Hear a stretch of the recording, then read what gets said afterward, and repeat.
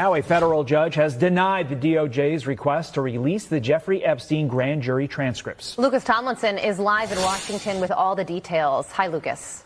Well, good early morning to Carly and Todd. A federal judge in Florida has denied one of 3 Justice Department requests to unseal grand jury records tied to Jeffrey Epstein, according to documents released yesterday. According to Judge Robin Rosenberg, quote, 11th Circuit Federal Appeals Court law does not permit this court to grant the government's request. The court's hands are tied, a point the government concedes. Now, Judge Robin Rosenberg was appointed by Barack Obama in 2014. She says only narrow exemptions permit the release of such documents. And as you mentioned off the top, Trump's Deputy Attorney General could meet Ghislaine Maxwell as soon as today. Her lawyer welcoming the meeting, posting on X, quote, no previous prosecutor from the Southern District of New York or elsewhere has had the courage to meet with Ms. Maxwell and ask her these important questions. So we are grateful to Mr. Blanche and his DOJ that they are approaching this with an open mind. That's how our system is supposed to work. Now, Maxwell could be meeting with more people as well. The Republican chairman of the House Oversight Committee announcing he has issued a subpoena for a deposition. James Comer says, quote, while the department undertakes efforts to uncover and publicly disclose additional information related to your and Mr. Epstein's cases, it is imperative that Congress conduct oversight of the federal government's enforcement of sex trafficking laws generally and specifically its handling of the investigation and prosecuting of you and Mr. Epstein. And that deposition would take place in Tallahassee, where Ms. Maxwell is currently serving a 20-year sentence. Is this the man who you? Oh, certainly is. You have testified that he choked you and he beat you. I got something to say. And then I ain't gonna say no more. Why is it so riveting? Why am I'm sitting there, Klein, I'm like, well, what's she gonna say? Well, can we get a full-length feature on that? This is To Kill a Mockingbird, maybe To Kill a Mockingbill, ladies and gentlemen. It's happening, and things are getting spicy around here. Thursday, July 24th, 2025. Bill and Hillary Clinton finally have been dragged into a scandal of their own making. There's nobody who made Jeffrey Epstein more than the marks of Bill and Hill. Nobody has more to hide on this issue, and we can prove it to you. They've finally been subpoenaed by the U.S. House of Representatives. We'll have Jim Jordan joining the show very soon, actually, to talk about it. And trust me, we will ask. House votes to subpoena Bill and Hillary over links to Jeffrey Epstein as DOJ meets with Ghislaine Maxwell, a meeting that is happening right now, and I want to order my producers to be on Maxwell watch. I want every bit of information, every scintilla of what's happening right now in Tallahassee, the federal courthouse. There will be a meeting happening today and may well be happening right now. Maxwell's lawyer is there. Todd Blanche is the Deputy Attorney General, and he's going to be meeting with Ghislaine Maxwell today in order to depose her. Ghislaine Maxwell has also been sent a subpoena by the House. That's for August 11th. So things are happening. The wheels of justice are moving. And man, there's so much panic inside of the Obama world. Let me tell you what, James Clapper straight up says, I'm going to flip. It's wild. I think they got rats. They got rats in their ship. People are going to flip on Obama. Get ready, man. Obama better be getting his paddleboard ready in Martha's Vineyard.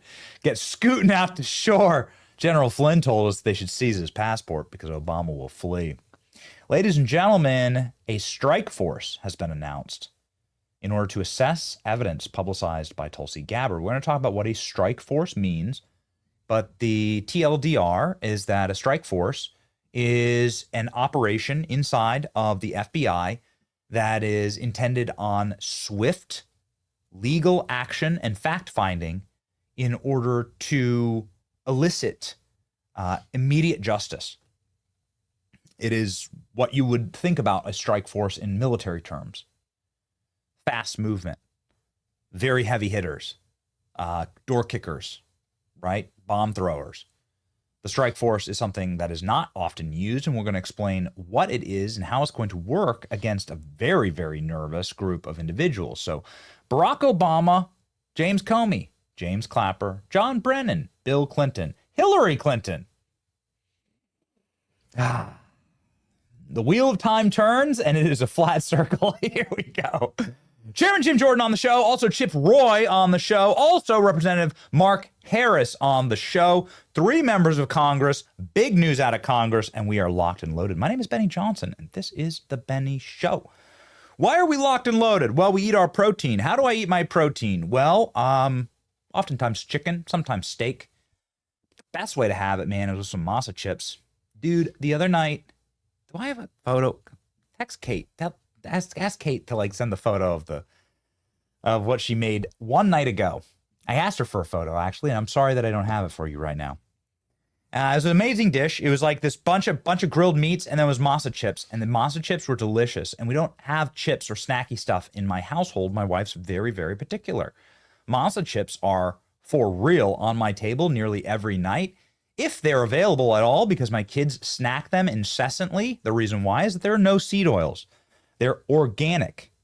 They're just made of corn, sea salt, and beef tallow. 100% real, God-created elements that grow from the ground. That's why they taste so good, why you don't feel bloated or sick, or like you've just eaten a plate of oil after eating them. If you've gone down this path of cutting seed oils out of your diet, man, when you start eating seed oils, it feels like you're licking an oil slick. It's yucky. It's bad. Dude. Go live the healthy way. Go live like a caveman. Masa chips, man, is for me and for my family. They're delicious. Masa chips, beloved by tens of thousands of customers. They've been endorsed by industry-leading health and nutrition experts like RFK Jr. Ready to give Masa a try? You should go to masachips.com/Benny. Go to masachips.com/Benny. Use code Benny for 25% off your first order. They're very, very tasty. masachips.com/Benny. Code Benny for 25% off your order. Okay. Ladies and gentlemen, let's lock and load. I got this Kevin Spacey clip that I find so interesting. It's a very unique clip. This is a clip that's going to blow your mind. We got these photos of Kevin Spacey and Ghislaine Maxwell on the throne, on the Queen's throne. Shall we get them? Yeah, let's get them and toss them up. I want to establish something for you here, which is that the Epstein rabbit hole goes just so much deeper than you could possibly imagine. And we all know how creepy the Clintons were in Haiti, the Clinton Foundation, what they were doing, the child sex trafficking and everything. It's so dirty. It's so filthy. We've had experts on the show talking about it at length, but let's just say the Clintons are very dark, sick, and sinister people, and they have very creepy personal lives. And there was a trip for the Clinton Foundation, a humanitarian trip to Africa, and they just happened to be using Jeffrey Epstein's plane. No relation, I'm sure. Bill Clinton had to go speak in England, and so they went through the Buckingham Palace and sat on the King and Queen's throne. Would you look at that? There it is. Who's that? Well, it's the person that the DOJ will be meeting with today. Hopefully they'll ask about this photo. The other person is Kevin Spacey. So you have Jeffrey Epstein's madame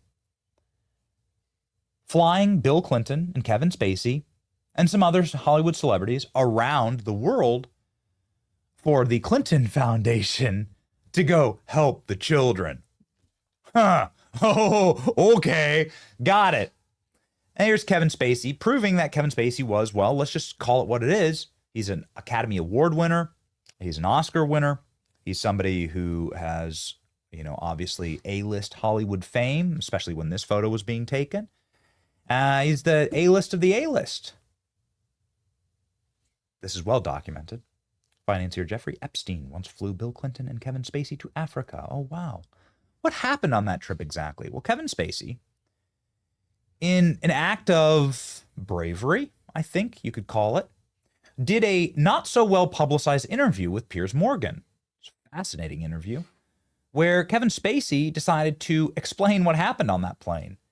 This is a remarkable moment, and it's worth examining and re-examining from a moral standpoint and from the standpoint of what exactly was Bill Clinton doing with Jeffrey Epstein? Let's let somebody who is a first-hand witness explain. Go. In 2015, I started seeing reports online, things on my Twitter account that I had flown to this guy Jeffrey Epstein's island and I had abused young girls. And I was like, I mean, if you'd asked me in 2015, maybe even if you'd asked me in 2002, did I know a guy named Jeffrey Epstein? I probably would have said no. Well, of course, I have since learned who he is. And I have since been able to go back and find out that the airplane that we flew on for this humanitarian mission was owned by Jeffrey Epstein. And to then learn, oh, he was actually on some of those flights. And this Maxwell woman was on some of those flights. I didn't know him. I've never spent any time with him. I was with the Clinton Foundation people. That's who I was with. Now, what I understand is that he didn't start to be investigated until 2005 by authorities in Florida. So here's what I can tell you. This Maxwell woman, she was one of many people that sat down next to me in that throne room. I have no relationship with her. I had no relationship with him. I mean, he's not my friend. I'm not a confidant. I've never spent time with him.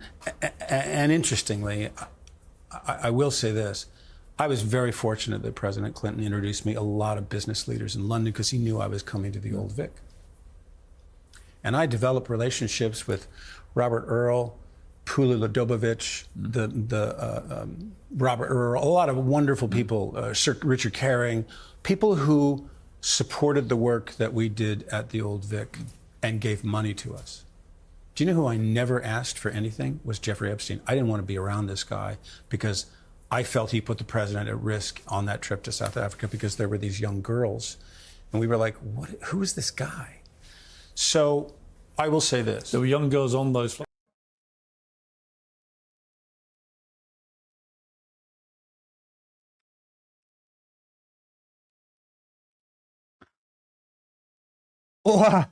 You can almost see the exact moment where Kevin Spacey, if you would load it as a play-beside, please, and you can pause it, you can see the exact moment when Kevin Spacey said too much. I'm proud of Kevin Spacey. I'm glad he said this. Thanks. Maybe he's one of the few people who's actually been honest here. Right near the very end, Killer Klein. You can see Kevin Spacey's like, did I just tell the truth there? I'm angry at Jeffrey Epstein because he put the president in peril. Well, what peril did he put him in? There were all these teeny girls on the flight, you know? And now you know. I'm not saying that Kevin Spacey is a good man.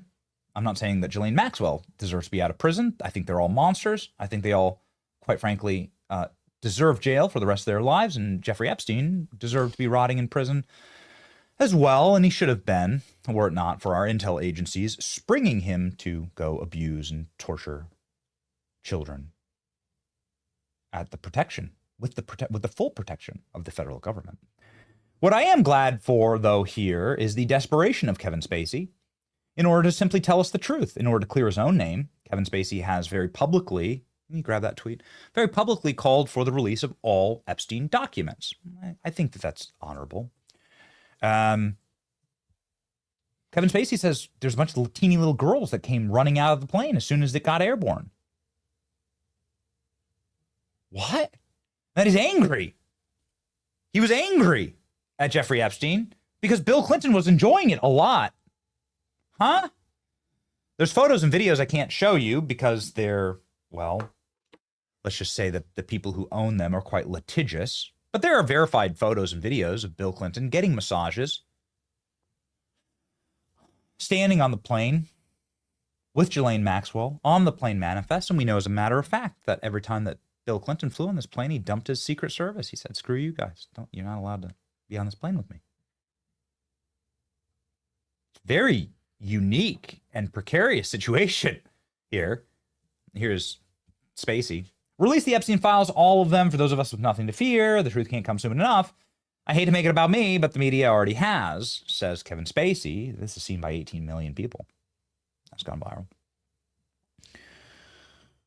viral. Spacey repeats and confirms it at the end, says producer ALX. This was a request that I had right before the show started because I can't believe that this clip is real. Has anybody ever done a follow-up with Kevin Spacey on this? We'll get to our news. I know that we're just vamping here, but like maybe you haven't seen this because, well, they've tried as hard as they possibly can to bury this when it had to do with Bill Clinton and when it has to do with Dershowitz or whatever Democrat billionaire was entangled with Epstein. Bill Gates, you know, for instance. Reid Hoffman. They love to bury these things when it's them.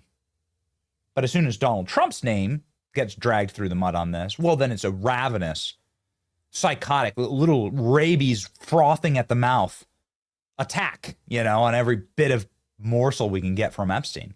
Oh, look, there's a photo of Epstein at Trump's wedding. Well, we already knew that. All that was already public. They keep publishing these like, oh, look, Trump flew on Epstein's jet one time down to Palm Beach. Well, yeah, we already knew that. That's been public for years, bro. Like, what? Stop running these like bombshells as though like nobody knew about this stuff. You're finding something new. It's really you're embarrassing yourself. This is new.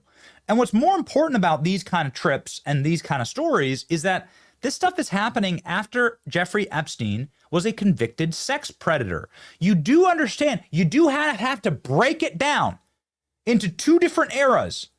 There's the Jeffrey Epstein running the intel op era, wormholing his way into powerful society, of which President Trump was clearly a part of.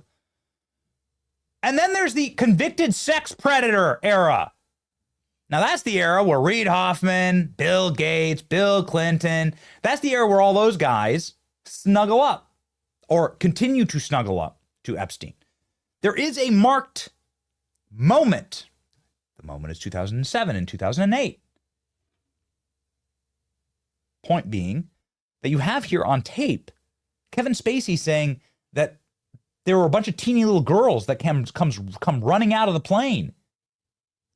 Is this just that 11 seconds? Let's listen to it one more time, just in case you missed it. Here we go. I felt he put the president at risk on that trip to South Africa because there were these young girls. And we were like, who is this guy? So I will say this. There were young girls on those flights. There were young girls on those flights, yeah. Executive producer ALX tells me that Piers asks further follow-up questions, and he just confirms there were just these young girls that come prancing out of the plane as soon as they take off. Now, ask yourself two real, very important questions.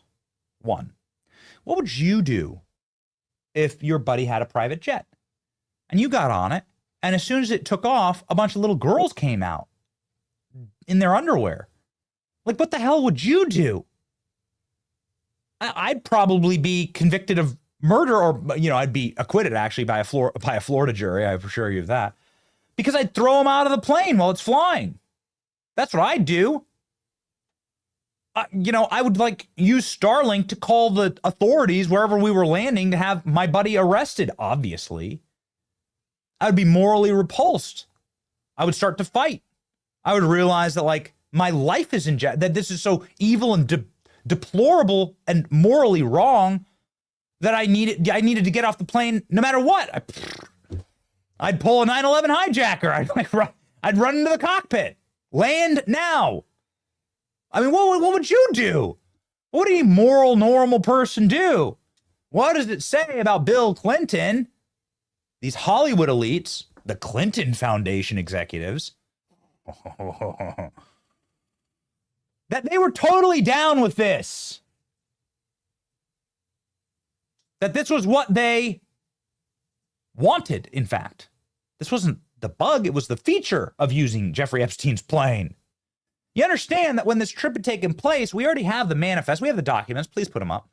We have the manifests from the flight logs. We can show you the flight logs. We can show you Bill Clinton dumping his Secret Service and using Epstein's plane to fly all over the world. His name's right there, and these are just the ones that are publicly available. And they've been available for years. They've been available for a very, very long time. So we'll always show you the original documents. You can see the logs here. Bill Clinton flew on sex offenders jet much more than previously known. But it's worth asking, nobody had any moral compunction to say, oh, these teeny little dancing girls, like, those are bad. We shouldn't we shouldn't do this. You know how big this jet is? You know, this jet's the size of an Air Force One jet, right? You know, it's a huge jet. There were compartments in the jet. We have a tour of the jet, in fact. There's an old video where I think it was VH1. I'm not sure. ALX can grab it. Where they do a tour of the jet. And the jet is like all these private bedrooms. It's disgusting. It's sick. Okay? It's sick. And so this is why it's important to make a distinction about Bill Clinton versus Donald Trump. Of course, also, Donald Trump was like a what? Reality TV host at the time? Bill Clinton was the former president. There it is. Bill Clinton was the former president. Look at the size of that thing. It's an Air Force One jet. These things cost like $80,000 an hour to operate. How'd you get so much money exactly? Where's the money come from? Can anybody explain? Where's the money come from? $80,000 an hour. Just in fuel and operation licenses to fly these suckers. Where's the money come from exactly? Yep. All these little private compartments, all these little bedrooms. Everyone wondering what the hell went on there. Well, let's just go ahead and talk to the people who were on that jet. Kevin Spacey says, yeah, you know, a bunch of little girls come dancing out, come prancing out. And I thought it was a really bad look for Bill Clinton. Yeah, okay. Here's what's also a very bad look for Bill Clinton. The news of the morning. Bill Clinton has been subpoenaed. Thank the Lord. And Hillary Clinton over links to Epstein and Ghislaine Maxwell. Let's read. House Oversight Panel Subcommittee voted to subpoena Bill and Hillary Clinton on Wednesday over their allegations to notorious pedophile Jeffrey Epstein, Ghislaine Maxwell. Scott Perry introduced the motion, friend of the show, kick-ass dude from Pennsylvania, introduced the motion for subpoena during federal law enforcement subcommittee hearing, and it was approved by a Republican-led panel. No roll call vote taken. The Clintons and several former top Justice Department officials, like Comey, who gave, by the way, Epstein his little sweetheart deal, Special Counsel Robert Mueller, Loretta Lynch, Eric Holder, Merrick Garland. These are the people who were part of the actual cover-up. Bill Barr, Jeff Sessions, and Alberto Gonzalez, somebody that we've been mentioning and name-dropping on this program, were all included in the list of subpoenas sought by Perry to expand the full committee's investigation into Ghislaine Maxwell. House Oversight Committee Chairman James Comer said he would need to formally issue the subpoenas to the Clintons and others, be compelled to provide testimony and documents to the panel. Subpoena will be issued in the future, the spokesperson for this House committee told the Post. The former president acknowledged in his 2004 book, My Life After the White House, that he flew aboard Epstein's private plane in connection with the work for the Clinton Global Initiative. I wish I had never met him, Clinton wrote of Epstein. Oh, really, Bill? Adding that traveling on his plane was not worth the years of questions afterward.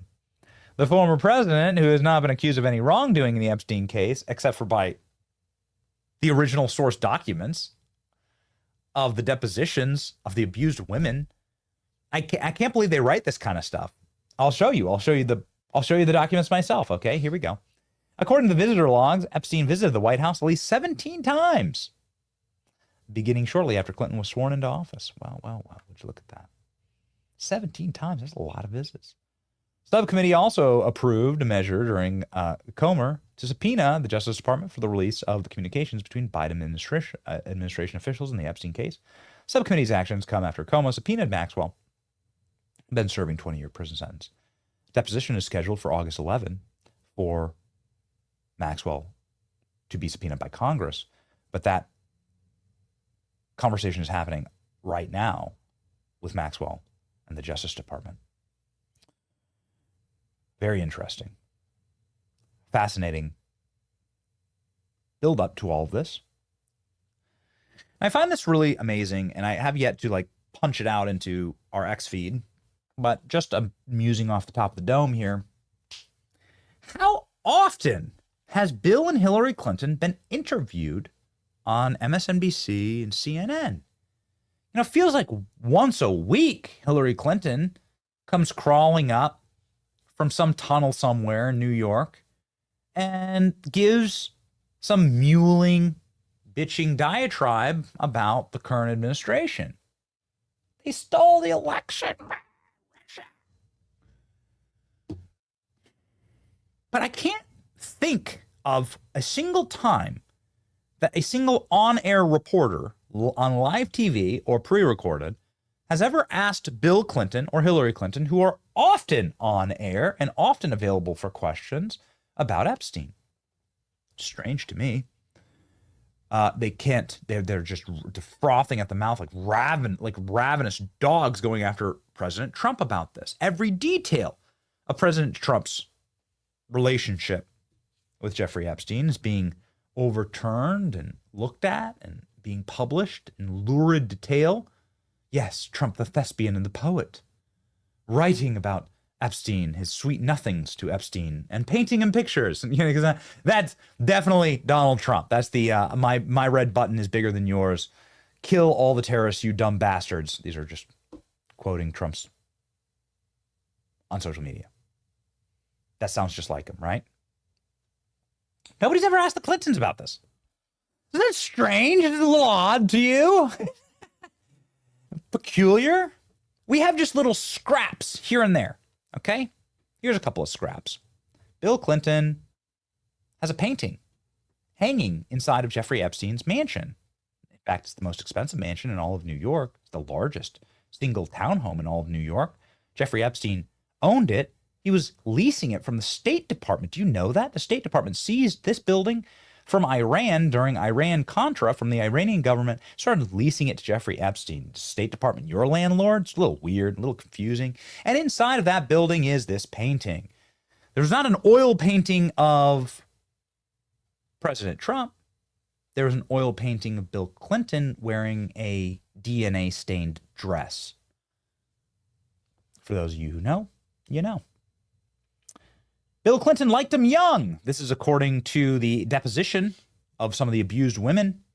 Maybe you don't like it, but maybe you're upset about this, but I don't care. This is what's in black and white. These are the court documents from Ghislaine Maxwell's civil trial that was released about a year ago. Did Jeffrey ever talk to you about Bill Clinton? Yeah, he said he liked him young. You know, Donald Trump's mentioned in these documents, and none of the Donald Trump's mentioned because everybody keeps asking about him. And all the women, the trafficked women are like, who? What? No. Huh? What? No. That's every single answer. You can go through them yourself. There's hundreds of documents, thousands of documents that were released about a year ago. Very strange. There's this peculiar clip from Project Veritas where this reporter, Amy Robach, explains that she's been trying to get the Epstein story up and out on ABC News. And that according to the victims and the victim statements, she had everyone. Now, there's a name missing from her list. That name is Donald Trump. But the name that's on the list is Prince Andrew and Bill Clinton. And she says something else. We had photos, we had videos, we had all the girls talking to us. We had everyone. The Clintons. That's what she says. Don't tell me that Amy Robach is some like MAGA right-wing Republican. She's not. This was the most authoritative voice on ABC News at the time saying this off camera. I've had the story for 3 years. I've had this interview with Virginia Roberts. We would not put it on the air. First of all, I was told, who's Jeffrey Epstein? No one knows who that is. This is a stupid story. Then the palace found out that we had her whole allegations about Prince Andrew and threatened us a million different ways. We were so afraid we wouldn't be able to interview Kate and Will that also quashed the story. And then Alan Dershowitz was also implicated in it because of the planes. She told me everything. She had pictures. She had everything. She was in hiding for 12 years. We convinced her to come out. We convinced her to talk to us. It was unbelievable what we had. Clinton. We had everything. I tried for 3 years to get it on, to no avail, and now it's all coming out, and it's like these new revelations, and I freaking had all of it. I'm so pissed right now. Like, every day I get more and more. Shockingly missing from this reporter's firsthand witness accounts of Jeffrey Epstein's crimes is the name Donald Trump. Shockingly missing from all of the Epstein testimony that has been released is named Donald Trump. The federal government's attempt to release all of the witness statements yesterday was blocked by an Obama judge. We'll see what happens in New York, but don't hold your breath. Somebody who was holding their breath was Bill Clinton, this one and single only time. After this, we get to Jim Jordan. I'm very excited to hear Jim Jordan's take on this and a number of other scandals that are embroiling right now. And we have Bill Clinton being asked by a young independent reporter, I think just like a kid. I don't even know where the original video is from, but it's just like a dude in a handshake selfie line. And Bill gets asked, this is the singular time. Can you believe this? The only time that Bill Clinton has ever been asked about this on camera. Tell me, how does this play for Bill Clinton go? Any comments on the alleged allegation of your connection with Jeffrey Epstein? No. I think the evidence is.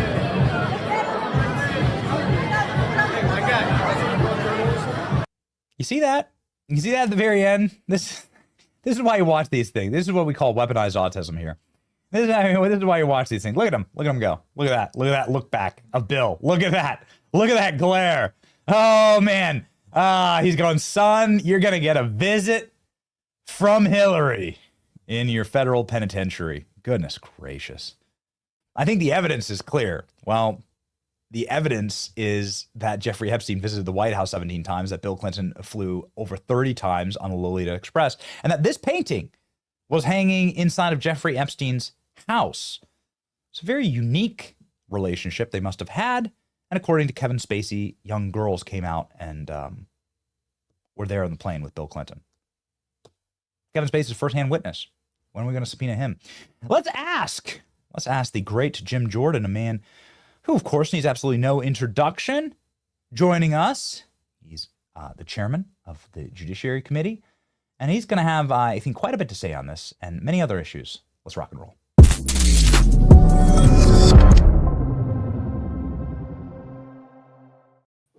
Mr. Chairman, it's been a shockingly interesting news cycle here on so many fronts. Yeah. And I don't even quite know where to begin, but since we're talking about the Ghislaine Maxwell testimony and the subpoena from Congress, and then also the subpoena of Bill and Hillary Clinton by the Weaponization Subcommittee, maybe we should start there. I feel like there's been a lack of curiosity about the relationship with Bill Clinton and Jeffrey Epstein. Hopefully we can get to the bottom of that. What do you expect? Well, I think that was included in the subpoena that came out of the subcommittee yesterday in Chairman Comer's full committee. So I trust Jamie to deal with that subcommittee and what they decided. I also trust the president and his team.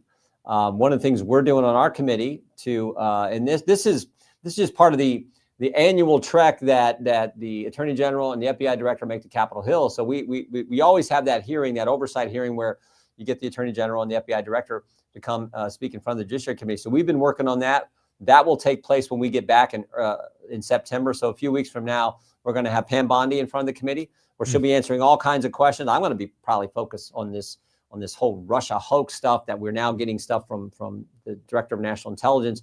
But she'll be available for all kinds of questions on a number of different topics and subjects, including the Epstein files, as will Kash Patel when we have him then the following week. So we've been working on that. It looks like that's going to be set for September. And I think that's an opportunity for us to ask a number of questions on a number of important subjects. You're sort of the master at seeing through the Fed subterfuge here and some of the language and the smoke screens.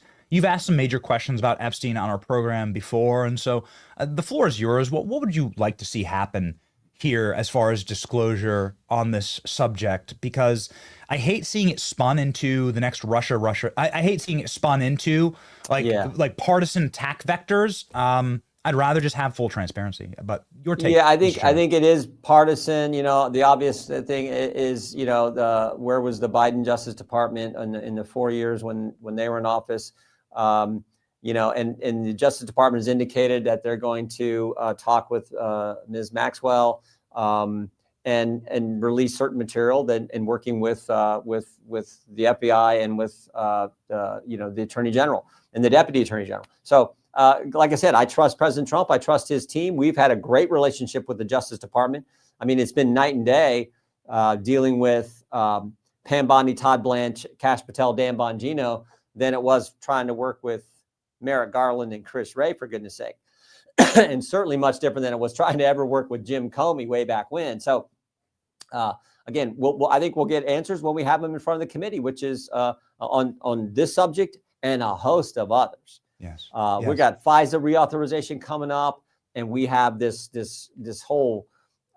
where it all began. The real weaponization of government began, I believe, against President Trump back in 15, 16, 17, this time frame that Tulsi has now given us some information and provided some what was sort of the catalyst for all the events that then unfolded that we were digging into. I mean, the fact that they simply changed, manipulated, altered the intelligence community assessment, and it went right to the White House as the reason for them making those changes. That's big. That's big stuff. And then what happened, the events that happened after that, we're going to dig into all that. I really, since you've been like a dog with a bone on this subject, Mr. Chairman, I'd love to get into that. Because obviously, I think that is certainly the largest scandal in the history of the federal government. But since you brought up Jim Comey, he was part of that subpoena yesterday. I just want to ask a wrap up on this. You know, James Comey was part of this team at the FBI that gave Jeffrey Epstein this insane deal in Florida where the feds pretty much just let him walk and skate. And it seems to be the problem, something that happened almost 2 decades ago. And you had the same crew, this Robert Mueller crew. He was part of the subpoena, but Alberto Gonzales. And during that time, and it seems like that's where the actual cover-up began. And we've heard the Alex Acosta belonged to Intel.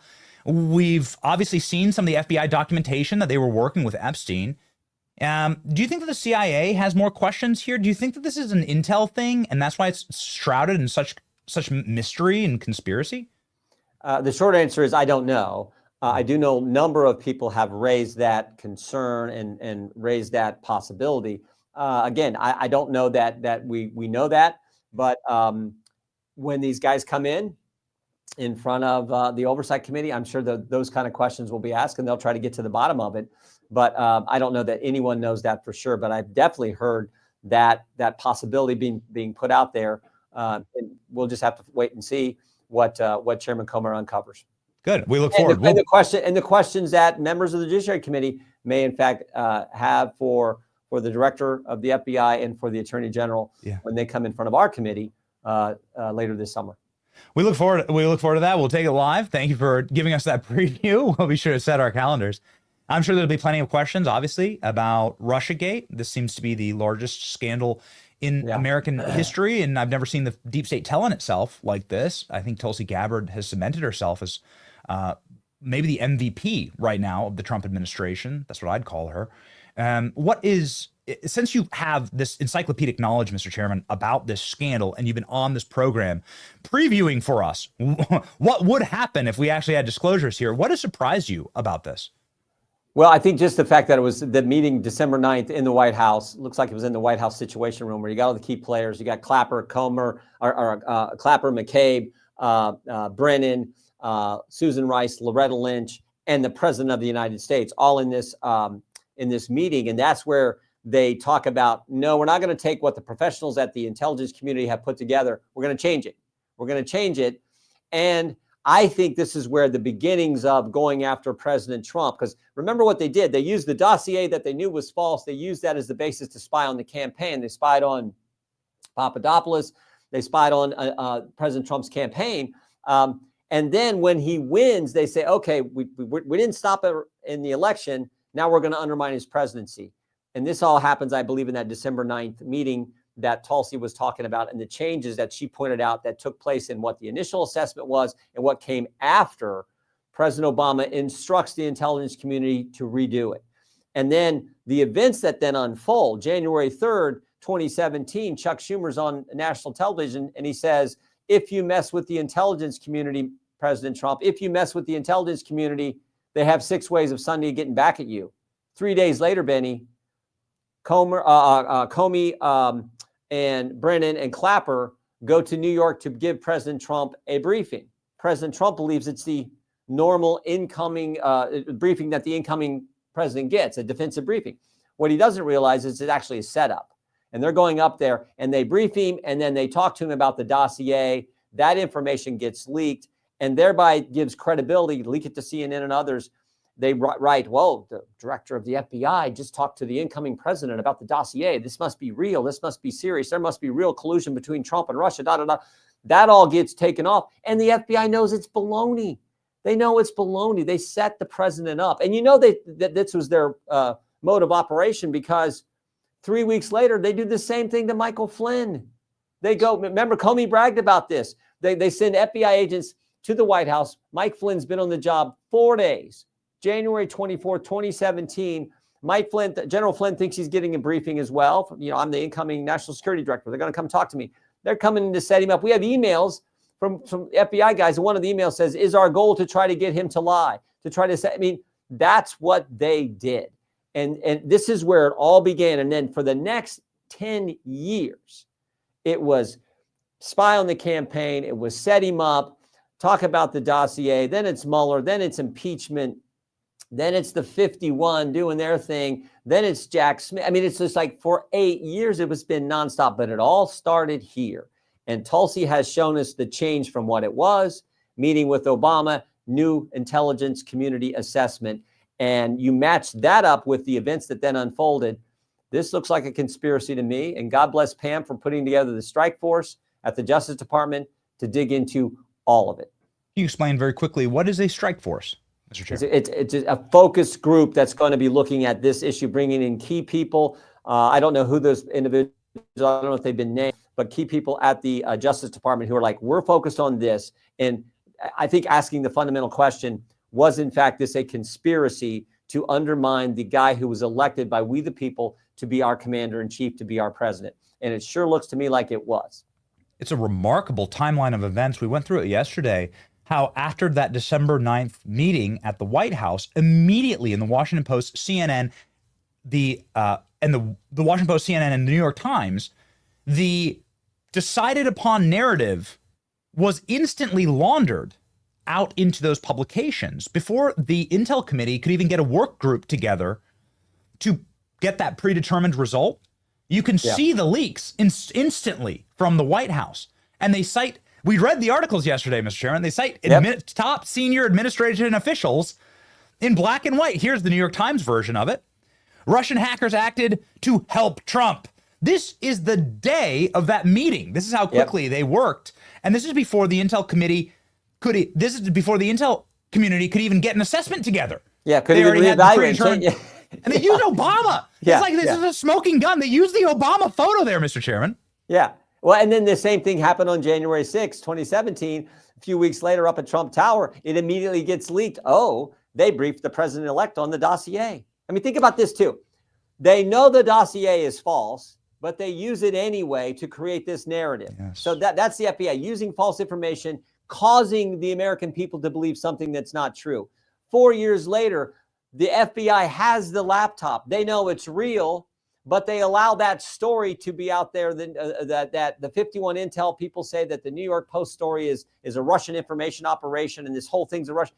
They know that's BS, but they cause that to be out there and the American people to see that. So both times they had the truth. They had the dossier, it's false. They had the laptop, they knew it was true. And they let the opposite narrative go out there to the American people. That's what our government did to us, all in an effort to undermine President Trump.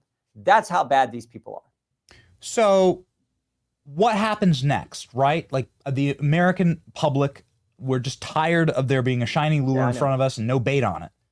And I think everyone's asking the same question, which is, how do you charge this? Now, Tulsi Gabbard said quite definitively yesterday that she's referred for criminal charges to the DOJ. Obviously, they've set up the strike force. What you just elucidated there for us, Mr. Chairman, is that they used the Steele dossier as the main subsource for all of this, which was, of course, Russian disinformation. They used Russian spies lying about Trump. And that's a foreign power being used to sabotage our election. And so, I mean, is it treasonous? Is it seditious conspiracy? They charged a couple of J6ers with seditious conspiracy, Mr. Chairman. Could they charge them with that? Sure, they sure did charge some of the folks at the Capitol on January 6th with that. Again, I leave that to the Justice Department. I am so glad Tulsi did the referral.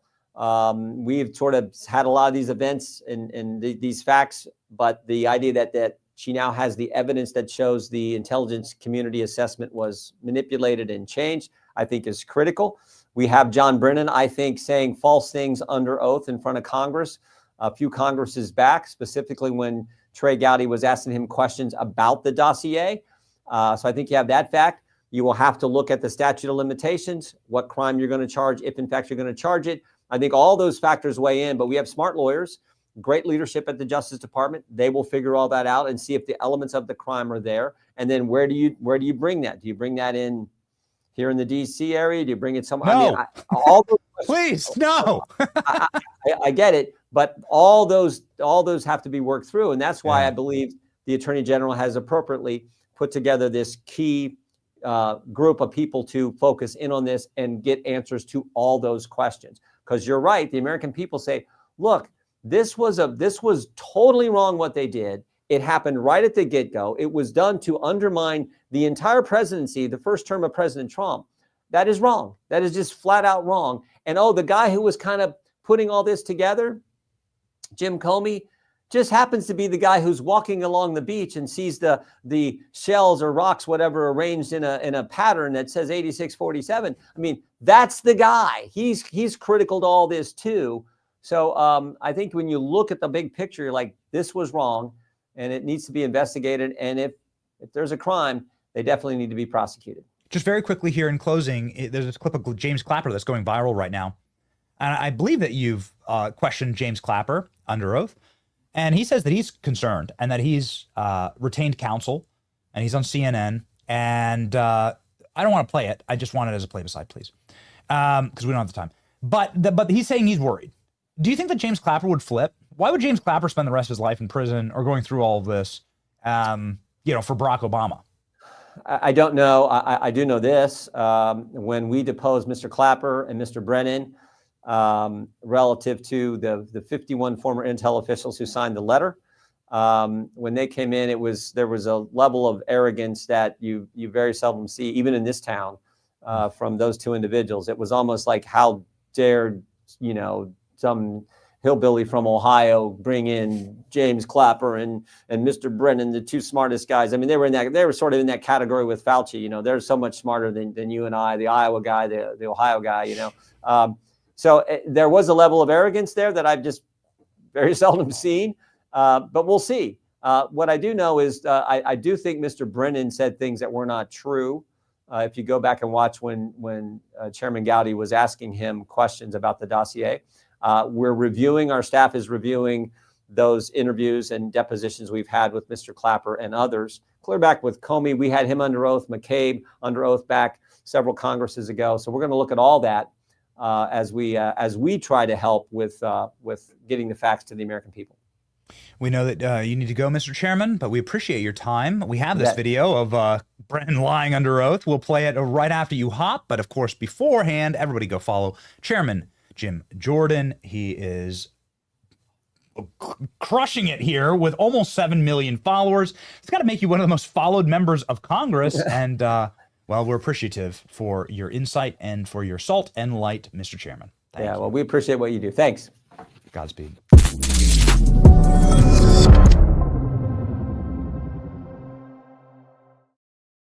Ladies and gentlemen, we have the John Brennan lie right here that the chairman was name dropping. I think why not play it? Let's go ahead and have a listen to John Brennan lying under oath, shall we?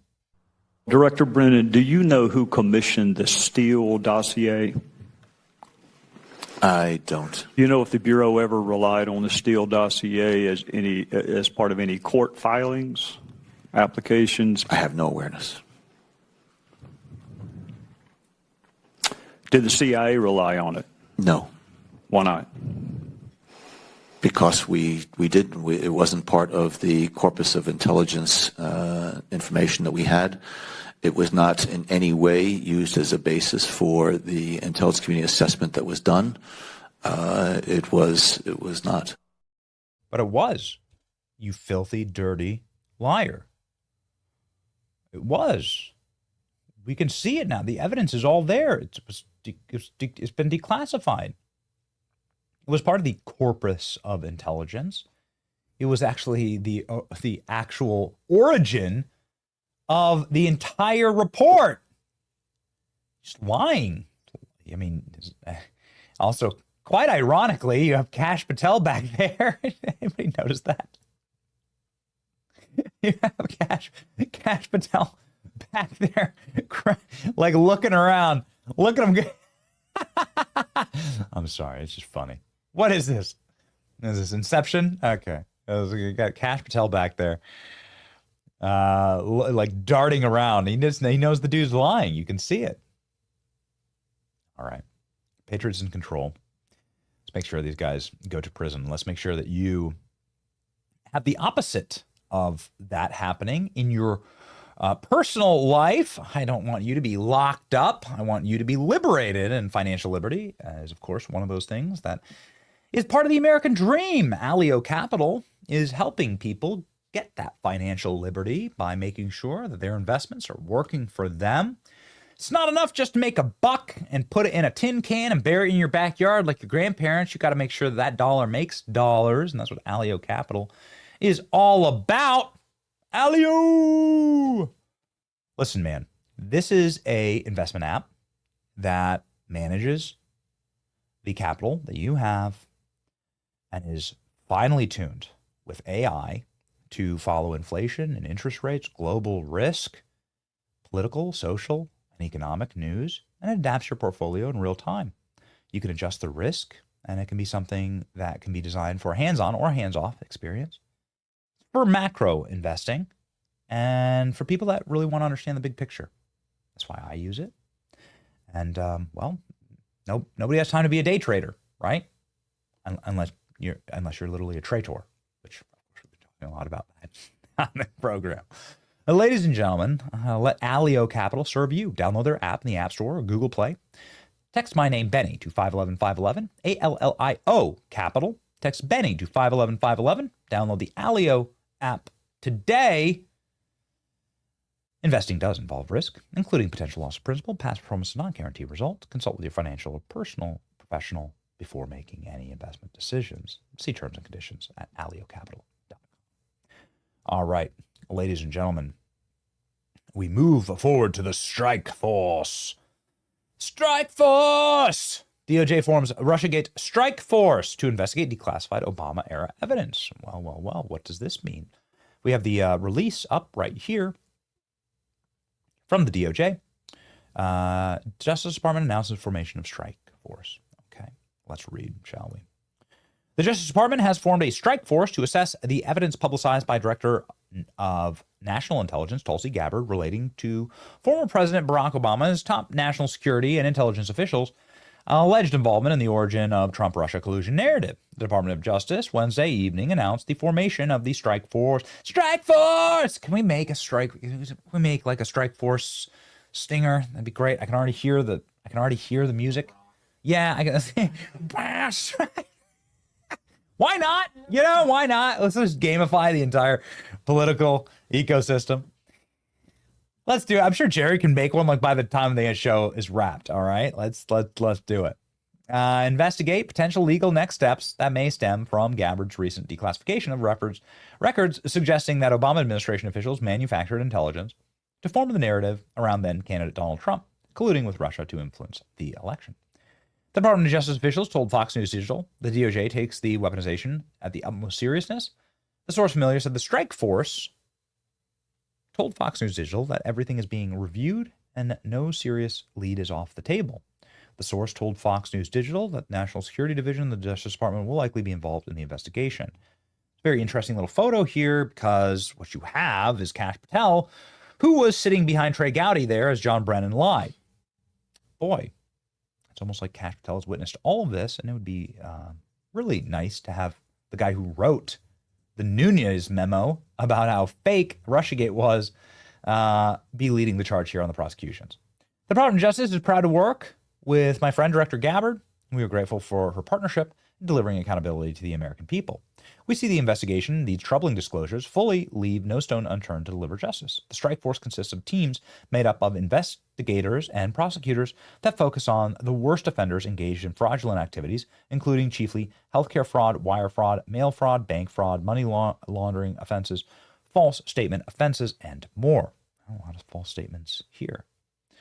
So I suppose we'll see. They do seem really scared. It's been a fascinating thing to witness. Some of the things that have been revealed yesterday. It's frustrated me because this should obviously be the #1 topic in the entire world. And I want it to be, quite frankly. It's no lying in saying that this is the largest federal cover-up scandal since or before Watergate, since ever, probably. Will people go to jail? That's what everybody wants to know. Tulsi asked yesterday, yo, you going to put Obama in jail for this? And her answer sent some chills down the spines, many in Washington. Here we go. Do you believe that any of this new information implicates former President Obama in criminal behavior? We have referred and will continue to refer all of these documents to the Department of Justice and the FBI to investigate the criminal implications of this. For even former President Obama? Correct. The evidence that we have found and that we have released directly point to President Obama leading the manufacturing of this intelligence assessment. There are multiple pieces of evidence and intelligence that confirm that fact. Ed, go ahead. Director Gabbard, thank you. So just to, two questions, but to begin on that. The president yesterday, you've inferred that the former president helped lead a coup. Based on what you now see, do you believe President Obama is guilty of treason? I'm leaving the criminal charges to the Department of Justice. I am not an attorney, but as I've said previously, when you look at the intent behind creating a fake manufactured intelligence document that directly contradicts multiple assessments that were created by the intelligence community, the expressed intent and what followed afterward can only be described as a years-long coup and a treasonous conspiracy against the American people, our republic, and an attempt to undermine President Trump's administration. The Senate Intelligence... Years-long coup? Well, who does that sound like? Mike Davis on our program 2 days ago that made huge news. Mike Davis saying, well, listen, it's an ongoing conspiracy. There are no statute of limitations. Charge it as an ongoing conspiracy. They still, with their own words, say, hey, we didn't do anything wrong. Trump's a Russian asset. It's a continuation of the conspiracy. It hasn't ended yet. So you can still charge it. Obama continued that conspiracy after he left the White House. There's no presidential immunity. Here's that Clapper clip I was talking to you about.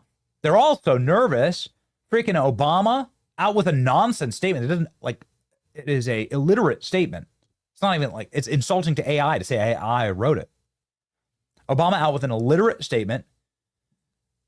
James Comey's making ISIS hostage videos. And here's Clapper from this morning being like, yeah, we're terrified. Here we go. When the director says that she's referred these filings to the Justice Department for a criminal investigation, tonight we're told they formed what is called a strike force. Do you have concerns that they will attempt to prosecute you? Well, certainly I do. After 8.5 years of this, and I don't know of an intelligence product that was more scrutinized, more investigated than that product was by numerous people. It's very disconcerting. It really is. And I take seriously when the President of the United States accuses me of being a participant in a treasonous conspiracy, which is ridiculous. Yeah, what's your reaction to that? It's ridiculous. It is untrue. So what will you do if they come after you? What is your plan? Well, I'll lawyer up, I suppose. Already have.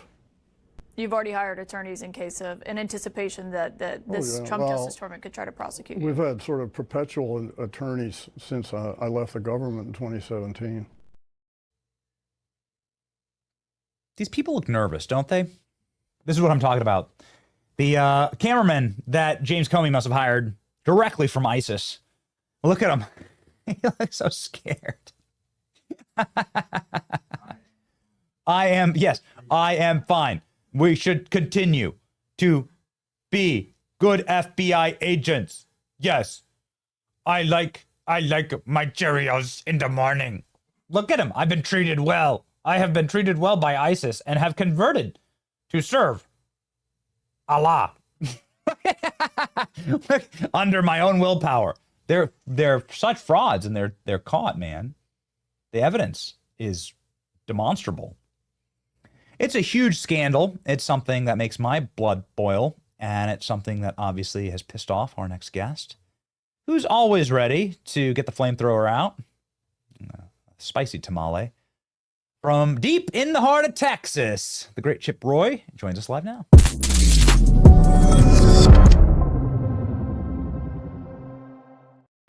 Congressman, welcome back to the program. What an interesting landscape we have set before us. It does seem like there's so many different scandals that are bursting forth. It'd be nice to know that the Republican Party has a rock-solid plan heading forward, but you've been a little critical of Republican leadership in the House. And give you the floor here to talk about what's going on in the House of Representatives right now.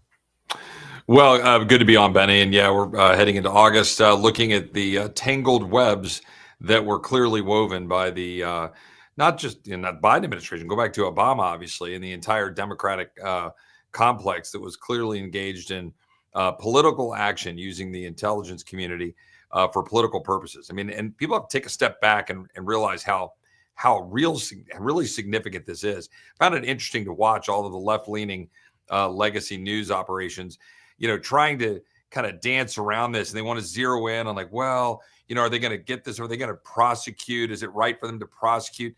They don't want to talk about the facts because the facts are very clearly damning. And everybody in America now sees this. What we all knew, that you had all this ridiculous Russia hoax, which the president has rightly called it. But I think people need to understand how big of a scandal this really is. This is epic level scandal that frankly makes Watergate look pretty trivial in the grand scheme of things, given what we're talking about at the highest levels of government, the extent to which they were using the power of government for the purpose of impacting the who is actually in charge of government, right? They were using it for political purposes. They were trying to undermine the president, President Trump, to use to, ultimately impeach him. That's what they were trying to do. And it's pretty extraordinary in what Tulsi has put out. Tulsi's a good friend. I appreciate what she's been doing and putting out information on Martin Luther King, on what she's been putting out on this. There's been a lot of transparency in this administration, which everybody should remember while everybody's going through all of the motions with respect to Epstein, which I've called for additional transparency. We want to know who's involved. We should know. And I'm going to keep pushing on that and pushing the administration. I have an obligation in Congress to do that. But there's been a lot of transparency out of this administration about what we've been dealing with as a country with the abuse of power, the clear abuse of power, where you have the Obama administration stepping over the intelligence community, an already corrupt intelligence community. Even that corrupt intelligence community was saying that there wasn't anything there. And Obama said, no, shut up. I'm going to make you do this. And they're going to go along. That's extraordinary. On this subject, I'm sure you can understand. You're one of those guys who who has your finger on the pulse. And I'm sure you can understand, Congressman, that people are tired and that our base is tired of the paradigm of Democrats putting Republicans in prison for the rest of their lives for non-crimes and Republicans refusing to put Democrats in prison for monumental crimes that are public and available for all of us to see. So will the Republican Party not be cucked this time? Will people actually get punished for this treasonous or seditious act? Because, sorry for the long question here, but I witnessed Trump supporters be charged with seditious conspiracy, Congressman. Some Trump supporters that weren't even at January 6th. They weren't even there. And they got cases for seditious conspiracy, 22 years. It's pretty wild.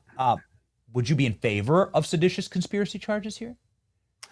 Well, let's take one step back and look at what we're talking about in the weaponization of the government. So be mindful that those of us who were using that phraseology last year as President Trump was running, heading into this administration, the weaponization of government against the people. Mind you, the legacy media and our Democratic colleagues, the radical progressive left, mocked us for using that terminology. Yet we're seeing in real time it was in fact weaponized against the people. Just last week, another thing we're not talking about is that we now have very credible evidence that the Biden administration very intentionally issued directives so that they go after parents. Remember Scott Smith? Remember all of that with the teachers? And they were going after teachers and getting the Department of Justice to target parents. And that's one of those things that I think people are just sweeping aside. And then go look at what happened with respect to the pro-lifers who were targeted with the FACE Act. And then what you point out with January 6th, where people are going after, I had like a grandmother in my district driving from Austin out into the hill country who gets stopped literally 5 years later. And then she ends up having to spend the night in jail. That's how crazy these people were in terms of weaponizing against the American people. And now what we see at the highest levels of government is a massive scandal where they were trying to target the incoming administration with lies designed to weaken, undermine him, undermine the administration to set up the 2020 election and to undermine his ability to govern. That is clearly the kind of behavior that should be looked at by the Department of Justice. I'm going to be careful as a former prosecutor. I got to leave that to the Attorney General and the people over the Department of Justice who have all the files. I don't, who can then go make the case. My job in Congress is to elevate, expose, oversight, and to control the purse strings to try to constrain that. Those are the tools that we have. The executive branch has to go execute, and the Department of Justice under the president, they need to go execute. I think some heads need to roll. I'll let them figure out how to do that. So glad that you used that turn of phrase, Congressman. Heads need to roll, because I want to talk about a specific head that rolled, or maybe didn't. I'm not sure. Jeffrey Epstein's head. You've actually asked for the autopsy report. You've been one of the only guys who actually went and did that, and I think that'd be very interesting. Have you gotten a response? Have you gotten Jeffrey Epstein's autopsy? And why, Congressman, are you asking for that? Yeah, look, I think we need to see the autopsy report. I think we need to see the specifics with respect to the, alleged hanging. Obviously, there's some discrepancies there. The 3 minutes that are apparently missing in the video, all of that, we need to get all of the information involving all of that so we know the truth. And then I think we need the flight logs. I think we need to see those specifically manifest. Those are very typically public information. And then generally, I think we need information. Now, let me be cautious here. I was a part of moving a piece of legislation through the Rules Committee unanimously, and it is passed and sitting there. We could call it up on the floor, saying that we need all credible information over the next 30 days. Now, we left town yesterday without passing that as a body, but the Rules Committee passed it. And I think that's the right standard, because we need to be careful. Grand juries have to protect victims. Grand juries have to make sure that if someone is being swept up, that a reputation isn't destroyed because they happen to be on some plane, nowhere near Epstein Island or nowhere near any of the ridiculousness. But we need to understand from the Department of Justice what happened with Epstein, who was involved, who are the powerful people that were involved, and are any of them being protected? And again, I'm giving deference to the executive branch to do this. I trust the president and I trust the administration to want to root out and get to the truth. But we have a job in Congress to push. And I think the American people rightly are concerned we're not getting enough information. So that's why I'm standing up and calling for more information. And we'll keep doing that. And if we don't get enough, then I'm assuring you, Congress is going to have a voice in September saying we need more. And we'll see what happens over August. So we've met. You seem like a sturdy guy. You're from Texas, former prosecutor. Have you ever seen anybody who's on suicide watch have so many linens in his room and not be watched and hang himself from like a 3-foot bed, and break his neck by doing it? He didn't seem like a particularly in shape guy, and I'm not sure that's even physically possible. What's your take on this, just from a 35,000 foot perspective? Is it physically possible?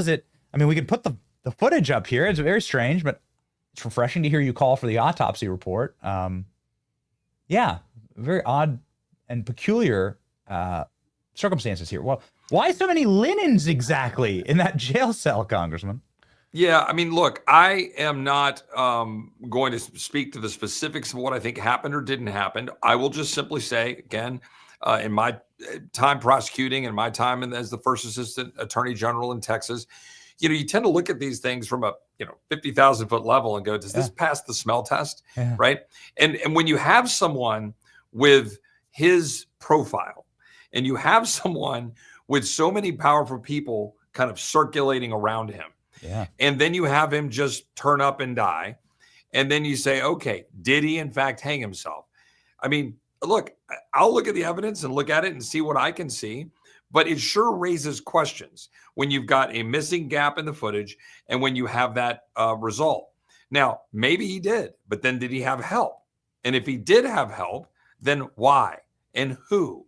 This is the stuff that we deserve an answer, and why we need to see more information. I want to see the flight logs. If you need to redact somebody because it's a victim, okay? I'm very sympathetic. These young women, right, that have gone through this and they've had some civil litigation. Everybody listening to this, be very careful. They're going to hear me. They go, you're trying to cover up for the powerful. No. What I'm saying is we need a process by which between the grand jury and the DOJ, they're making sure victims aren't being exposed further or anything. We do that all the time, but we need to know the truth. And that's what we're calling on the Department of Justice to be more forthcoming than they even have been. But they've been leaning into this more than the Biden administration. I want to be very clear. Where the hell were the Democrats over the last 3 or 4 years? And my friend Scott Perry yesterday in the Oversight Committee, he put forward a resolution to call on all of these previous attorneys general and the Clintons and say, let's subpoena those guys. What do you know? And when did you know it? So God bless Scott for doing that. This isn't just, they're politically trying to put this on the Trump administration when they were silent. So let's just see what all these Democratic hacks who we just saw get exposed under the hoax garbage that Tulsi just put forward. Let's see what you have to say about Epstein. I love to hear it. There's the chip. There's the Chip Roy that this audience knows and loves. Here's just a really quick clip. I wouldn't, I don't want to bog this interview down by playing you too much of a clip. It's only 10 seconds, Congressman, if you'll allow me to play this. It's somebody who's a dear friend of Bill Clinton and somebody who knew Epstein quite well. And his name's Kevin Spacey. And he's a very famous actor. And he said something remarkable on our friend Piers Morgan's show. Here we go. I felt he put the president at risk on that trip to South Africa because there were these young girls. And we were like, who is this guy? So I will say this. There were young girls on those flights. There were young girls on those flights, yeah. Will you be looking forward to asking Bill Clinton? I mean, you're on the Judiciary Committee. Would you be willing to ask Bill Clinton about the young girls on the flights that he was taking with Jeffrey Epstein? Well, again, and I will defer to Jim Jordan, who's the Judiciary Committee chairman, and leadership to figure out how they want to, call and who they want to call when. But I think all of these people need to answer. That's what I think. I think all of these political powerful figures, they need to answer for why were they on these flights? Why were they at Epstein Island? What were they doing? What did they know? And, we'll see what happens. I don't know whether Ghislaine Maxwell, if she's been subpoenaed, I don't know what she'll be able to say while she's still dealing with her trials. I mean, that's going to be an interesting dynamic. But we ought to do everything we can to expose and get information so that we can know the truth. And ultimately, here's the deal. I use an example, as a prosecutor, if you're going after, say, a cartel or mobsters, right? If you've got a list of 200 people associated with the cartel, not everybody in America needs to see that list. There are reasons why you need to hold that so you can go do your job. But that's kind of only true, or it's made more acceptable, if you're delivering scalps, right? If you're coming forward and saying, look, I got the head of this cartel. I got these 10 guys. They're in jail. We're going after them. Yes, we cut a deal with some of these lower level people so we can go after the kingpins. Great. I accept that. You accept that. If you go take down the head of the mob, you might cut a deal with the lower level guy. But what we're right now not seeing are heads rolling. Right now we have Epstein and we have Maxwell. And that happened over a period of time. And by the way, it was the Trump administration. It was the Trump administration that went after and indicted Epstein and started the process of charging Maxwell. And then that finished up under Biden. My point being, they've gone after those, but there's two. You mean there aren't more people There aren't more people that need to be dealt with for what happened to these little girls or young women, depending on the ages. That strikes me as kind of unacceptable, which is why there's pressure to see more. But now go back to my point. This whole thing that we're dealing with, Tulsi, my good friend, she's awesome. She's putting all this information out there. And now everybody, they're looking at ODNI, they're looking at Clapper, they're looking at all this stuff, and they're going, wait a minute. You mean Obama literally in 2016 in December just came in and said, nah, we're going to ignore all that. You guys are going to shut up. You're not going to say anything. And we're just going to basically make up a hoax and put it out there and totally try to upend American politics, empower Russians to our detriment. And I'm supposed to be wound around the axle that President Trump, 7 months in, is trying to move through, figure out the Epstein stuff. Pam's trying to do it. And then now they want to focus on that when they were reasonably silent, but then they were using the entire power and the infrastructure of government to undermine our elections, to undermine the belief in our entire republic, because they're power-hungry, radical, progressive Democrats who care about power more than kids. The same people who use immigrants as chattel, the same people who use these immigrants and kids for their political power base and didn't mind that they were being raped by cartels. Those are the same people that want to sit here and lecture me about this crap. I'm sick of it. But we should get to the truth wherever it may lead, and that includes Epstein, and that includes the hoax, and that includes all of this stuff. Sorry. Oh, listen, I just have to get you a send-off question here, Congressman, that I'm sure won't make your blood boil at all and won't increase your blood pressure. Given that you're from the state of Texas, I'm wondering what you think of Congresswoman Salazar's amnesty bill, because that's definitely what the Republican base is asking for right now. Any comments? So let me be very clear.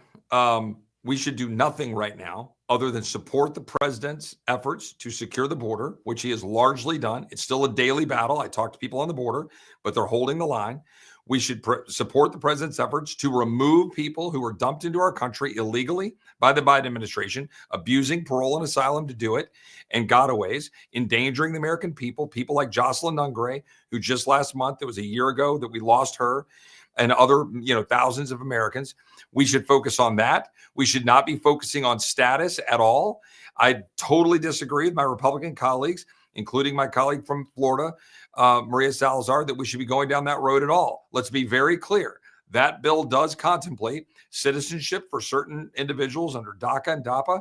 It contemplates status for another 10 million people and a path to citizenship in the end. It is, in fact, an amnesty, the same kind of amnesty that in 1986, President Reagan ultimately regretted because it created a wave of people that were coming here illegally. We should not be doing that at all. It does not embrace the reforms that we put in H.R. 2 in the last Congress, that we're going to pass this Congress, that are actual clear reforms to fix amnesty, fix parole, fix catch and release, all of the things that we know to do. By the way, first time we've ever done that as Republicans, a true security first and security only bill. We should do that again. We should jam it down the throats of Democrats. We should dare them to stop it. We should not succumb to the powers of the big, Chamber of Commerce people coming in begging for cheap labor. We should help Americans work. We should get them back to work instead of on welfare. And we should stop this open borders nonsense. The president is right. Tom Homan is right. Stephen Miller is right. And the Congress needs to not mess it up like they always do. Yeah. Oh man, the clip we always play is Paul Ryan going down to the border and riding a horse and saying he's going to build Trump's wall, and he doesn't even bring it up for funding. Correct. What a fraud. What a bunch of frauds. What a bunch of weaklings. Chip Roy, you're not one of them. And that's why we are big fans of Chip Roy around here. And the congressman always spitting fire, telling it like it is, making Texas proud. It's Chip Roy, ladies and gentlemen. He's got 500,000 followers on X. He should be one of them. Thank you, Congressman. Thanks, Benny. God bless.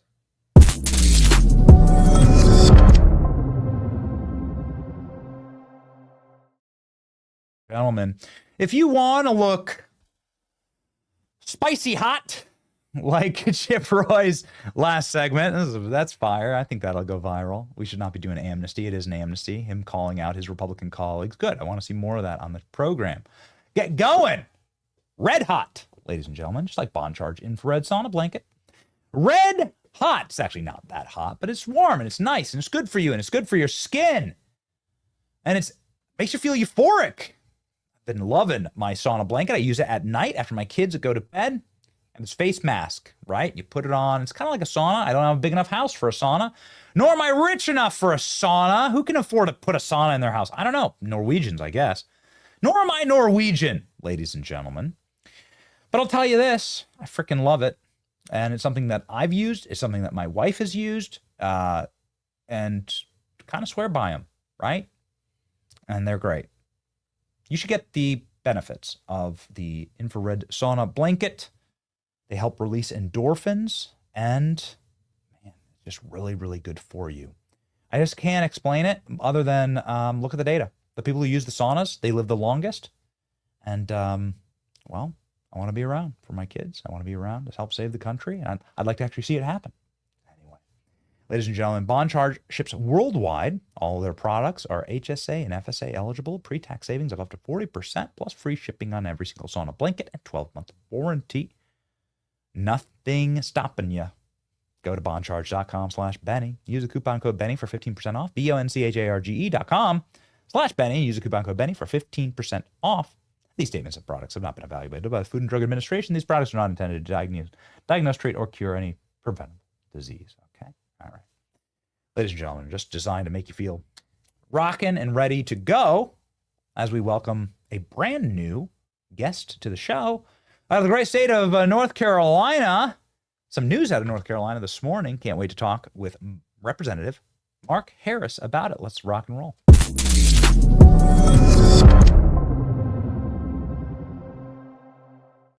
Congressman, welcome to the program. So glad you can join us. Hey, Benny, it's so great to be here. Thank you for having me. Okay, let's talk. Michael Whatley. He was on the show yesterday. He kept all the news from us. I was even asking him about North Carolina. Didn't know he was going to run for Senate. That's interesting. What do you think about that, Congressman? Well, it is interesting. You know, a lot of news just broke here in the last 12 to 24 hours, I guess, here in North Carolina in the Senate race that's in front of us. It seems that it's very clear now that Roy Cooper, our former governor, is going to be making his announcement by Monday that he's going to seek the Democratic nomination. And now Laura Trump has made the decision she's not. Everybody was kind of waiting to see what she wanted to do or was going to do. And she has decided she's going to remain on her program. And I guess Michael Whatley received the president's tap, and he is now going to jump in. So we're going to have an incredible race that's going to cost millions and millions, hundreds of millions of dollars here in North Carolina. And we've got to make sure that we hold this seat, though. That's absolutely incredibly important for this next Congress. Is North Carolina a Republican state? You know, North Carolina overall, I believe, is a Republican state. I mean, you look at the fact that all across the state, it's pretty much a picture of where you've got the urban and rural divide. You've got several pockets in the state that are deep blue. But when you really look at the state as a whole, it's overall red. And I think that we have a great opportunity to hold this seat. We just got to be consistently conservative. I think that's the bottom line that sells in North Carolina, is when you're consistently conservative and you're standing for truth and you're standing for righteousness, you're going to win elections. And people can see that. And I think this is going to be an important time for us. You know, our last guest and your fellow Judiciary Chairman member, along with Jim Jordan, who is also on the program, have all been sort of popping off on this Republican amnesty bill that Salazar has brought up this past week. And there's a lot going on here, Congressman. I just can't think of something worse to try and feed the Republican base right now than an amnesty bill for tens of millions of criminal aliens. But, you know, I'm not the member of Congress. So your take on this? Well, I can't really see it going anywhere when I look at where we are as a Congress right now. I mean, bottom line, and I think Chip Roy said it well in the previous segment, and Jim Jordan, of course, is chairman of our judiciary.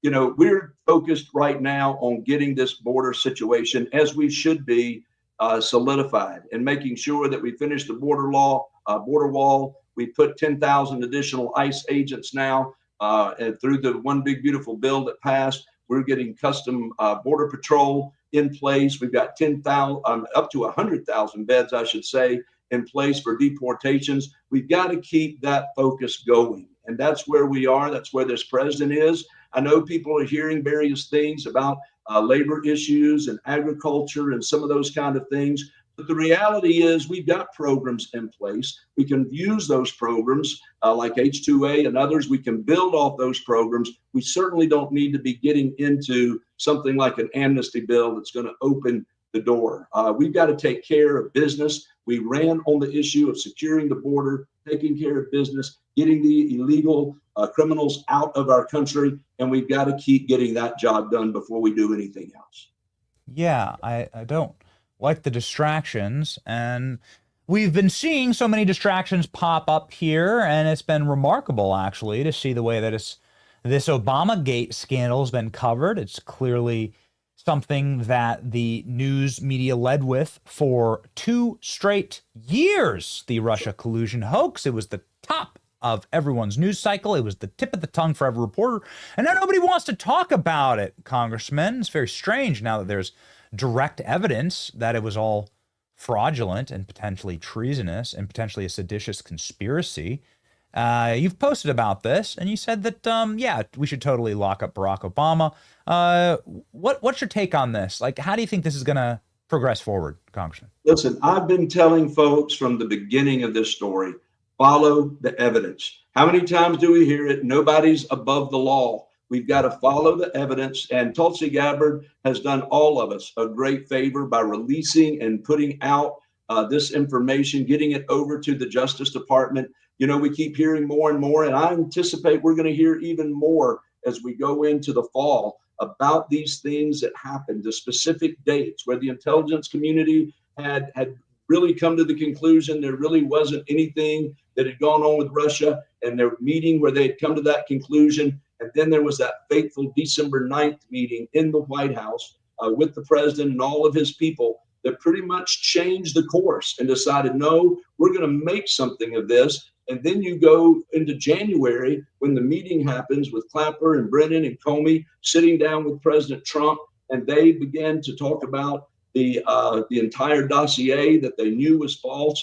I mean, the fact that there is evidence, I'm understanding that these documents that have been sent over to the Justice Department point to the facts of the things we're talking about here. And if indeed the evidence leads all the way to Obama, then by all means, we need to go to follow that evidence, and it needs to be exposed. And I think we're in a great position to do it.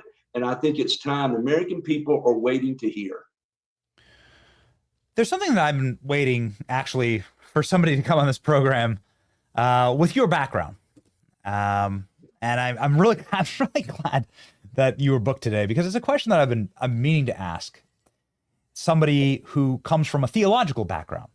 Sure. And you went to Southeastern Baptist Theological Seminary, and you were a lead pastor at Trinity Baptist Church.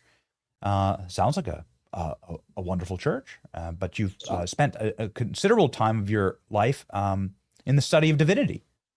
And I'd like to ask you a spiritual question, if I may, on this next topic. Sure. Something I can't get out of my head. There's this clip of Kevin Spacey, and I know that Bill Clinton has just been subpoenaed and Hillary Clinton has just been subpoenaed. And there's a clip of Kevin Spacey, and he's talking about flying on Epstein's plane. And he's talking about how these little girls came out, and you know how it was really putting in jeopardy, you know, Bill Clinton. But we know Bill Clinton was a frequent, if there was a frequent flyer program on the Lolita Express, boy, he'd be at the top tier. And I can't square this circle. Maybe you can help me. What is it inside of a person's soul that would allow them to engage in this kind of activity with young children? Because they're just admitting it here, right? And we've all seen the art of the Podestas. We've all seen sort of the sickness of this world. And to a normal American, to the regular, just sort of God-believing, Bible-reading American, it's so despicable and it's so dark and disgusting, we wouldn't be able to like tolerate it. Our souls wouldn't let us. But there's something inside of our elites that say, no, we should, I mean, this is something that I should engage in, and that this is okay, it's permissible, I shouldn't even report it.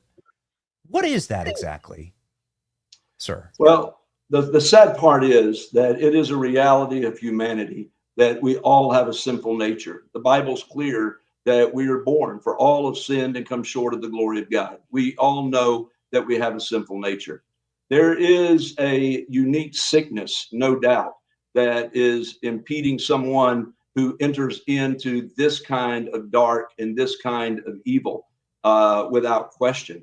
Of course, you and I, we recognize that. I think the average individual that reads of people that would take advantage of these young girls is indeed a sickness. But again, we go back to the fact that all of us have that sickness. The power of the cross, the gospel of Jesus Christ, from my perspective, is the only thing that can change that heart and change that mind, because it's darkness. But I do think that there is a certain desperation and a certain deepness to the evil that does the kind of things that people do. And it's a sickness. I mean, we watched it all play out even during the sentencing out there in Idaho of this evil individual that could just sit there and yet took the lives of these innocent people. And there's a lot of darkness around us, and we've got to be very aware of the darkness and the evil that pervades. But we all have to be very attuned to the fact that, but for the grace of God go I.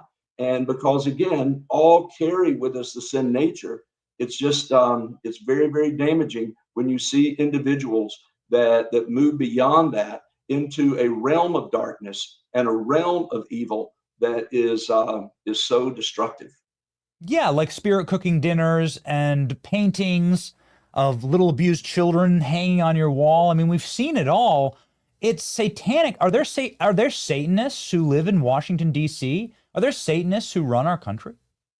Well, I am not familiar with any particular individuals that I've come in contact with, but yes, I mean, there are individuals who worship Satan all over the country, all over the world. There are individuals that have moved into that realm of darkness and evil down to that point. So yes, I mean, those folks do exist, no question.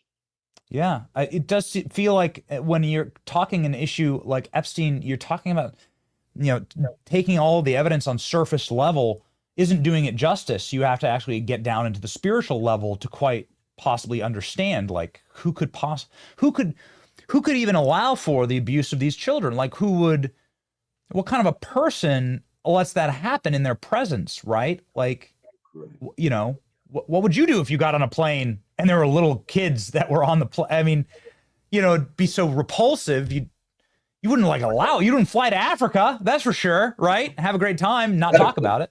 Exactly right. And I mean, you've got to have the sensitivity to understand the surroundings where you are at any time. And that from a theological perspective, that's the power of the Holy Spirit that helps you to know. And as believers, the Holy Spirit bears witness of one believer to another. And we recognize that as well. So, you have a heightened sensitivity to the evil that is around you when you're in the midst of it. Yeah, I'll tell you what, Congressman, whenever you go to the Hollywood Hills, we unfortunately have to go to LA here and there. I always get this, like, it's like a sunken place, man. It just feels that San Francisco, like downtown DC, you can feel the darkness. You can feel it, man. There's like, these places have a spiritual energy. No question, no question. But I will say this. I mean, I've been there, as you said in my introduction, I'm brand new. I've been in Washington now about 6 months, was sworn in on January 3rd. There are some incredible believers and followers of Christ that are part of that understand, that do have that spiritual awareness of where they are and what they're doing. And I'm very grateful for them. And again, you quickly learn them and you draw close to them. And just like some of the folks that I've seen here on your show already today are people that I love and respect and continue to learn from and look forward to in the future. Very quickly here to end, if you approach this from a theological perspective, what should happen with Epstein and with this case? What should happen here? What do you believe? I think that we've got to continue to get to the truth. We've got to continue to get to the information and the evidence. The fact that, listen, I've said all along, this Maxwell, at the end of the day, she has all the information. I mean, she was the right-hand individual. Getting her to come out and share, I mean, if the American people really want to know, she's going to be the one that can identify individuals that were taking advantage of these people. And so hearing from her, I think, is going to be an important step. The fact that Todd Blanche is going to meet with her, I think, is a great indication that just this Justice Department is wanting to get to the bottom of this in many ways. And so I think that's going to be important. You know, at the end of I get asked about that from immigration every now and then. You know, how do you deal with this issue of taking care of strangers and those kind of things? And I understand the question, but listen, the Bible is clear that we are to be a nation of law and order. We're a nation of laws, and people have got to follow the law. And that includes coming into this country. We're all for legal immigration. We're all opposed and determined to stop illegal immigration. And folks have got to be held accountable to that very tune. So as a believer, what should happen on that issue? We've got to maintain our laws and maintain order. And I think that that's exactly what this administration is wanting to do. And that's why I'm wanting to help move the needle in Congress to make sure that we continue on that path. Well, we're thankful for that. And Congressman, we hope you Godspeed in your journey. I know you're just getting started here. So welcome, I guess, to the Thunderdome. And we look forward to following up on how that journey goes. We'll see. Congressman Mark Harris here. You can follow him right on X. Here's his account. And ladies and gentlemen, make sure we're fighting with the people who are fighting for us. Light against the darkness, salt in this earth. Thank you, Congressman. Thank you, Benny. It's a pleasure.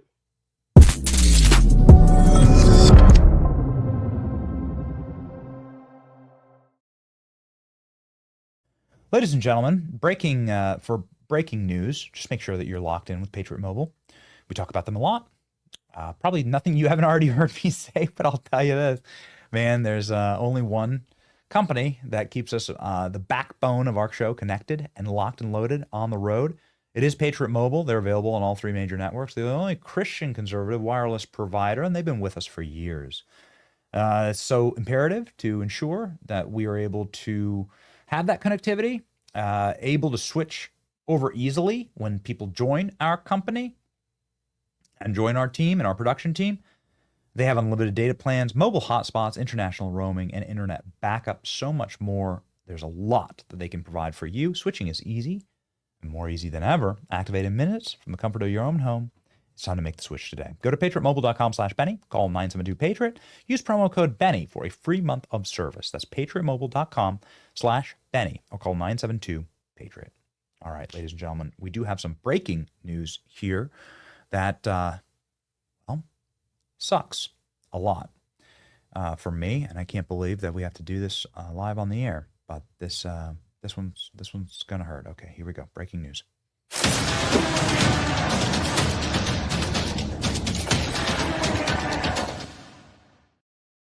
Hulk Hogan has gone to see the Lord at the age of 71. Hulk Hogan is a local here in the Tampa area. We've been with Hulk Hogan a couple times at a couple of different events. And this is terrible.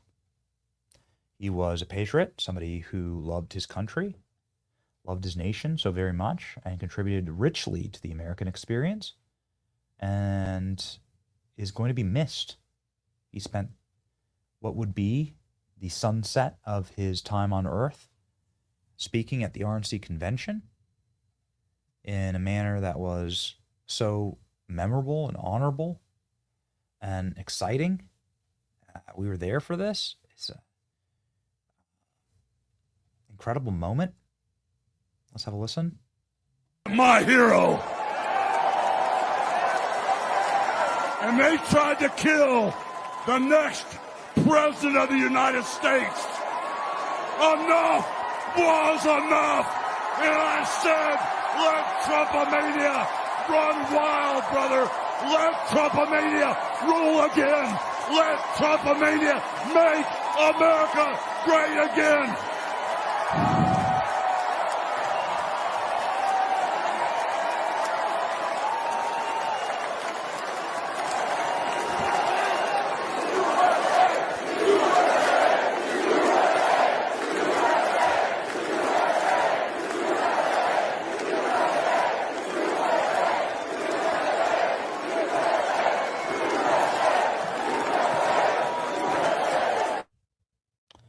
Ladies and gentlemen, this is breaking news at this very second. All of this is happening live right now.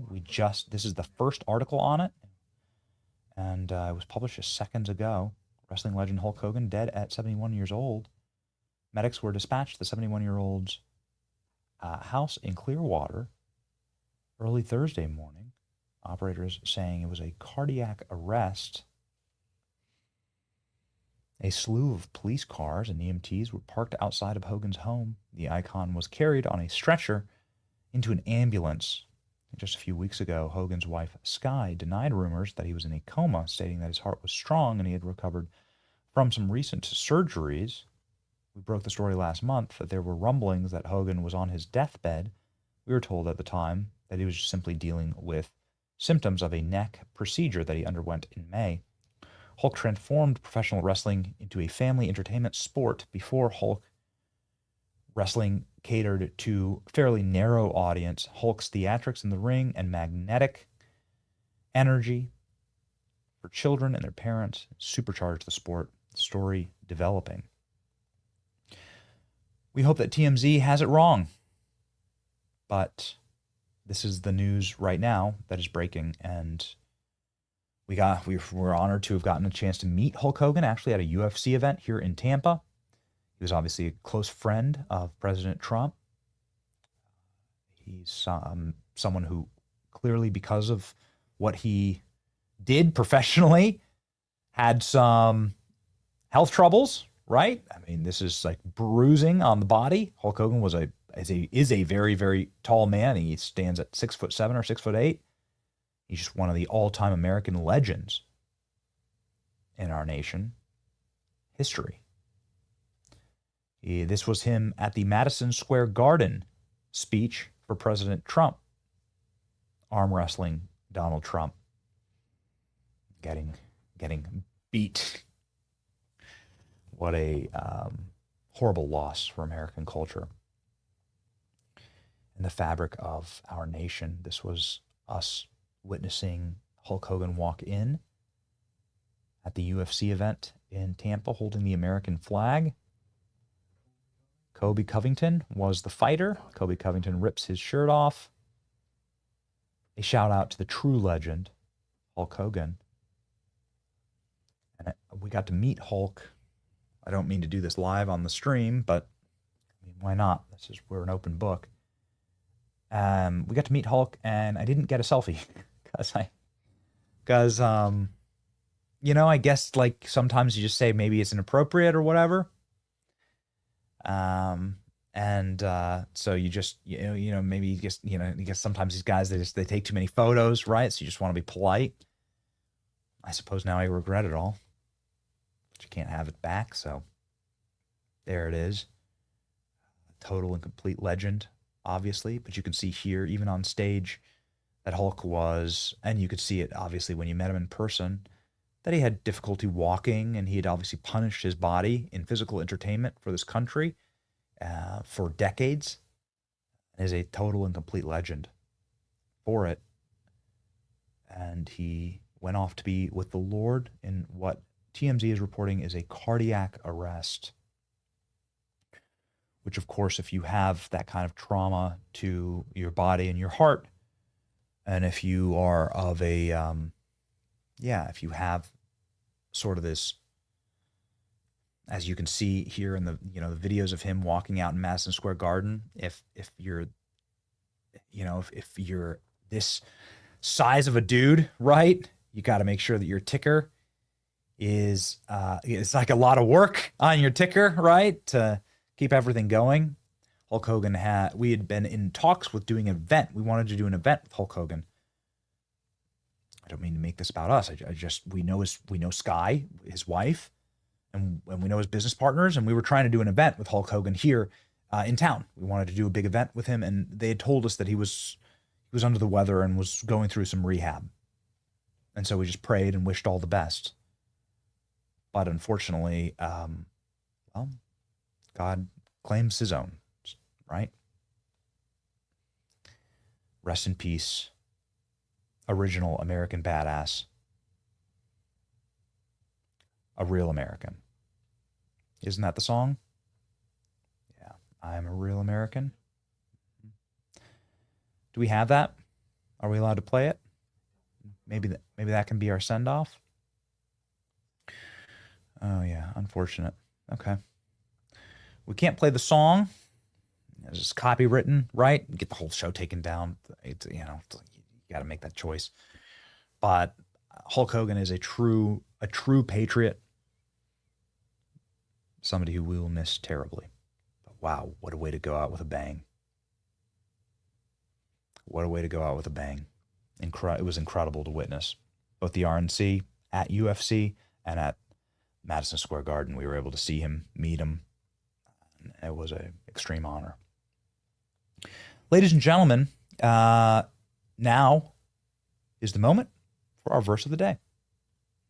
Let's go ahead and check in, shall we? Sorry to have to process all of this with you. Sorry to have to process all of this in front of you.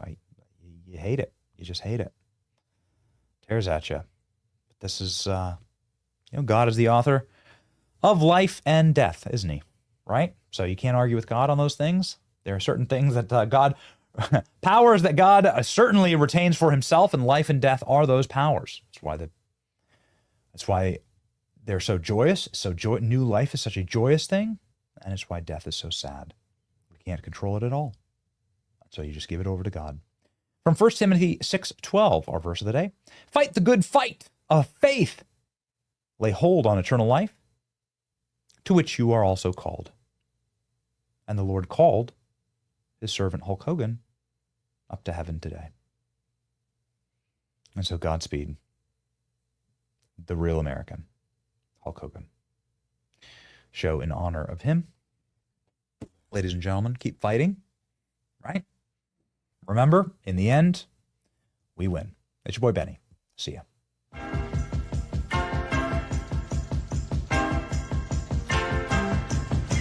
Beep, beep, bye, bye, bo, bo, bum. Looking mighty now, here she come. Devil with the toothpaste, toothpaste on. Beat the devil with the toothpaste on. Lord have mercy. Not too skinny, she's not too fat. She's a real come singer, and I like her like that.